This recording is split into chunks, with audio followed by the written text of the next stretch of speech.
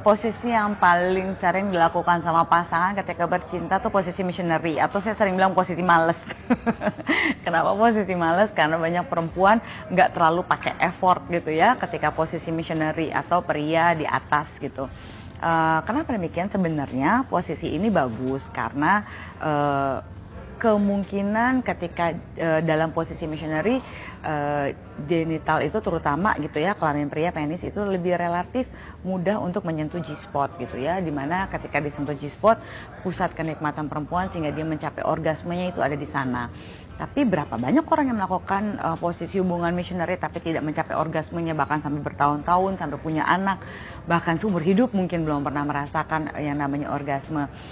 Sebenarnya karena gini, perempuan cenderung berpikir bahwa ketika bercinta itu adalah inisiatifnya laki-laki. Jadi ketika bercinta itu nggak enak, artinya salahnya si laki-laki. Padahal kita sebagai perempuan juga harus tetap mencoba ngelihat positioning kita gitu, misalnya apakah panggulnya dan sebagainya gitu kita bisa naikin, kita bisa turunin, atau kita bisa membantu memberi informasi sama pasangan kita mengenai hubungan, mengenai posisi yang enak juga gitu, sehingga kita juga mudah mencapai orgasme gitu. Apakah nggak boleh pakai posisi itu lagi? Boleh, tapi akan lebih nyaman jika laki-laki ataupun perempuan itu punya sama-sama peran yang kira-kira bisa dikatakan dalam posisi itu gantian. Kadang-kadang laki-lakinya di atas, kadang-kadang perempuannya di atas, atau bahkan kadang-kadang bisa berganti posisi atau mengambil peran yang berkuasa gitu. Kenapa? Karena ini meningkatkan gairah gitu dalam bercinta. Ada beberapa perempuan yang dikatakan ketika dia hanya ambil posisi yang namanya missionary gitu, terus dia gitu merasa ya udah, job saya diem-diem aja gitu, saya tinggal menikmati. Kalau misalnya enak oke, kalau misalnya nggak enak berarti salah laki-lakinya gitu. Nggak bisa, kita juga perempuan mesti paham tentang posisi ini. Jadi jangan pakai posisi missionaries terus, coba deh ganti gaya sedikit. Misalnya ada yang disebut doggy style gitu ya, woman on top gitu. Nah buat perempuan, banyak perempuan ketika saya sarankan untuk ambil posisi woman on top itu suka males, karena ngerasa aduh capek banget, ngapain sih kalau di bawah bisa lebih enak, kenapa nggak di atas.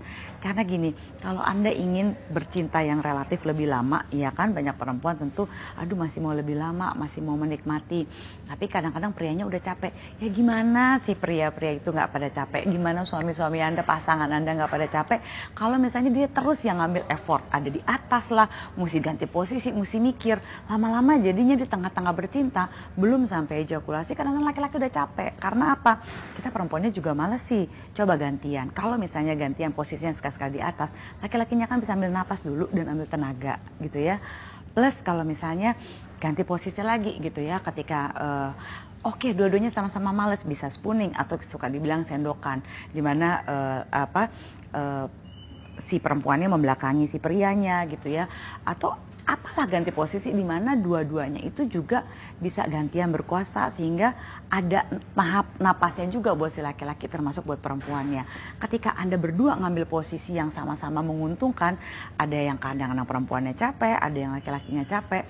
Satu, Anda bisa sebenarnya melakukan yang saya memberikan istilah tuh exercise, artinya nanti pahanya juga tambah lebih kuat, badannya juga lagi lebih segar. Apalagi yang malas olahraga, itu mesti sering tuh melakukan hubungan seksual dengan posisi berganti-ganti.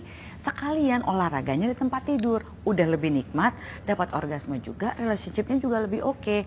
Jadi boleh pakai posisi missionary, tapi coba divariasiin. Misalnya, coba posisi hubungan seksual bulan ini gitu ya. Kalau misalnya sekarang yang milih suaminya, besok yang milih istrinya, gantian gitu. Karena apa? Supaya Anda juga bisa saling tahu, oh pasanganku tuh ternyata seneng ya kalau posisi ini.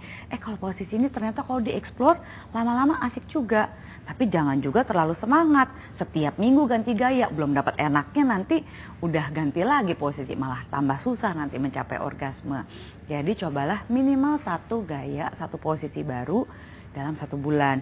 Dimana posisi favorit Anda atau posisi malas Anda ketika bercinta, meskipun masih ingin bercinta tapi aduh males ya sebenarnya, capek, masih ingin bercinta, mau pakai posisi yang sama, boleh. Tapi coba selalu posisi yang satu ini nih yang baru ada lagi. Nanti lama-lama Anda jadi punya koleksi. Oh kalau yang ini paling enak, kalau yang ini ternyata pasangan saya suka. Jadi bisa divariasiin tuh. Sehingga Anda merasa seperti bercinta dengan orang yang berbeda berkali-kali gitu.